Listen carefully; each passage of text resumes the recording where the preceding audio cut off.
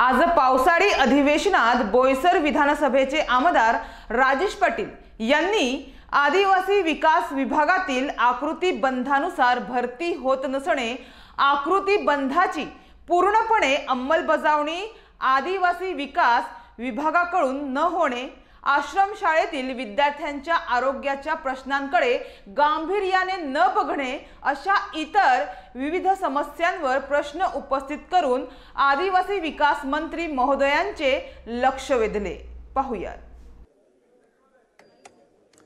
राजेश पाटील। धन्यवाद अध्यक्ष महोदय।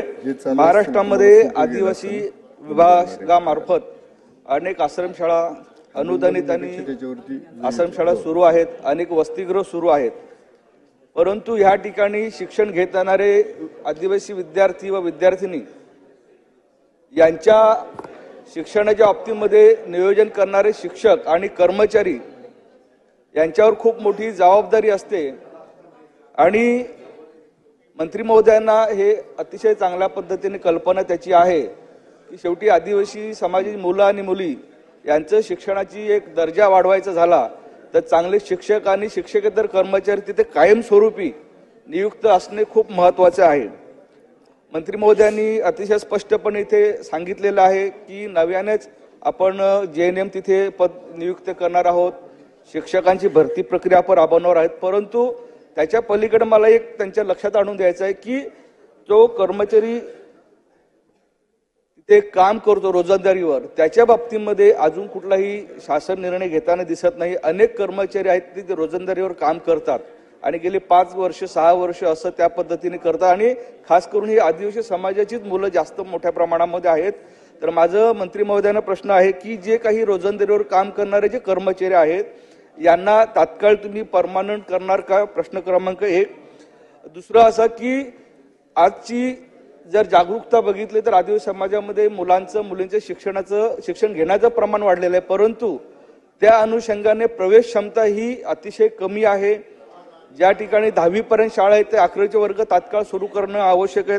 माझ्या मतदारसंघातील खुटल इथे आश्रमशाळा आहे थोडक्यात मांडा पालघरमध्ये, तर तिथे 10वी पर्यंत शाळा आहे, परंतु तिथे 11वीचे वर्ग सुरू करण्याच्या बाबतीमध्ये गेले 2 वर्षापर्यंत सातत्याने मी तिथे मागणी करतो। मंत्री महोदयांना माझी विनंती आहे की तिथे तात्काळ 11वीचा वर्ग या वर्षी सुरू करावं जेणेकरून तिथल्या आदिवासी मुलामुलींना चांगलं शिक्षणाचं एक 11-12चा वर्ग सुरू करता येतील। आणि एक अतिशय महत्त्वाचा विषय सांगतो की मुंबई आणि वसई पालघर या ठिकाणी शैक्षणिक संस्था खूप चांगल्या आहेत आणि वसईमध्ये मुलींचं आणि मुलांचं वसतिगृह पालघर तो थोडक्यातच अतिशय महत्त्वाचं आहे। ते संपूर्ण महाराष्ट्रातली मुलं तिथे वसतिगृहामध्ये शिक्षण घेण्यासाठी येतात कारण ऑनलाईन प्रक्रिया आहे।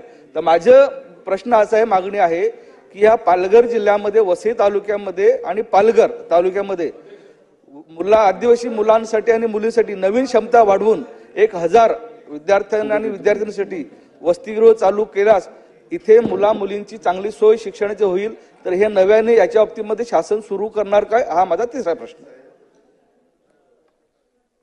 सन्माननीय अध्यक्ष महोदय, सन्माननीय राजेश पाटीलजीने जो प्रश्न विचारला त्याच्यामध्ये प्रामुख्यानं त्यांनी जर त्या ठिकाणी जागा उपलब्ध करून दिल्या तर त्या ठिकाणी निश्चितपणानं हॉस्टेल्स आपल्याला सुरू करता येतील, कारण त्या भागामध्ये जागा आपण शोधतोय, जागा मिळाल्या नाही म्हणून त्या ठिकाणी आपण त्या पद्धतीने देऊ शकलो नाही।